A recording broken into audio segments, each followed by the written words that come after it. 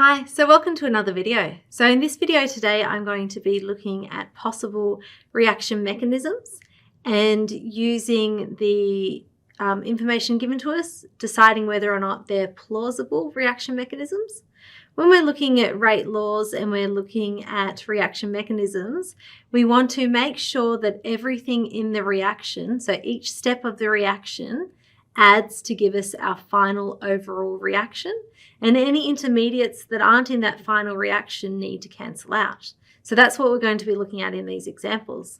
The other thing that we don't mention in these examples is to make sure that the slowest step, the rate determining step, gives you the same value as the overall rate.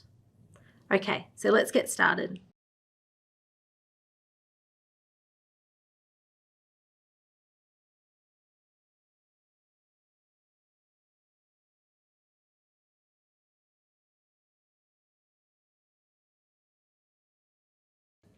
Okay, so this is our example, and we want to look at these three mechanism proposals, so 1, 2, and 3, and say whether or not they're possible.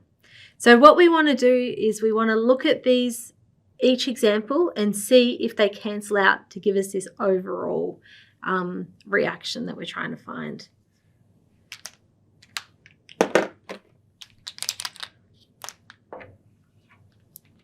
So here we've got CO, O2 going to CO2 plus O. So we've got two COs in here.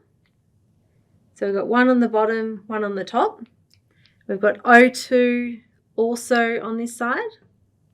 So that's the reactants and product side. So we've identified our two reactants, and our product is just a 2CO2. So we've got two of those. So that's everything that's a reactant and product, and we've got the right value of each of those. So if I sum them up, we've got two COs, we've got an O2, and we've got two CO2. So you can see that. Now everything else that hasn't been underlined needs to cancel out. So what I've got left is I've got an O up the top here that's a product, and an O that's being used up in the next step of that mechanism. Now, because this is produced and used up in the following step, that can cancel out.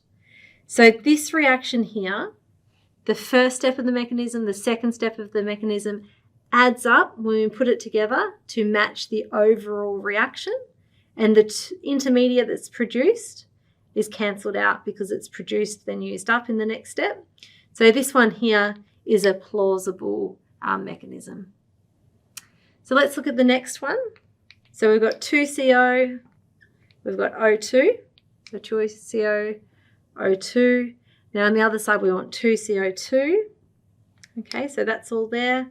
So adding them up just to see that they're the same on either side by writing it down, and we've got our 2CO2.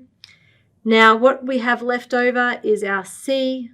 We've got one here and one here, and again it's produced and used up. So it's produced and used up in the next step, so all the intermediates cancel out or add up to give the overall. So that again is a plausible one.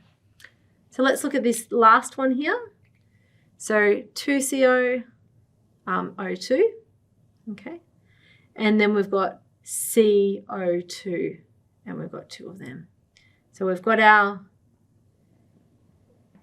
overall there. So now we want to check to see if the ones that aren't written down the bottom cancel out. So we've got a C2O. Okay, so that's produced in the first step, used up in the second, so that cancels out. And we've also got an oxygen that's produced in the first step.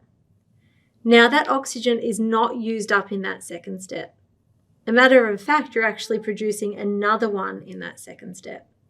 So they do not cancel out because they're both on the product side. There's not one on the reactant side.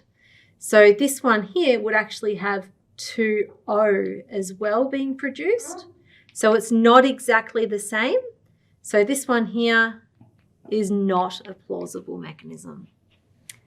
So we're looking to make sure that they add up. This is the first step. And the next step is looking at that rate law and making sure that the slowest step, so if you're told that this is the slow step and this is the fast step, that slow step rate law needs to match your overall reaction rate law because that's the rate limiting step.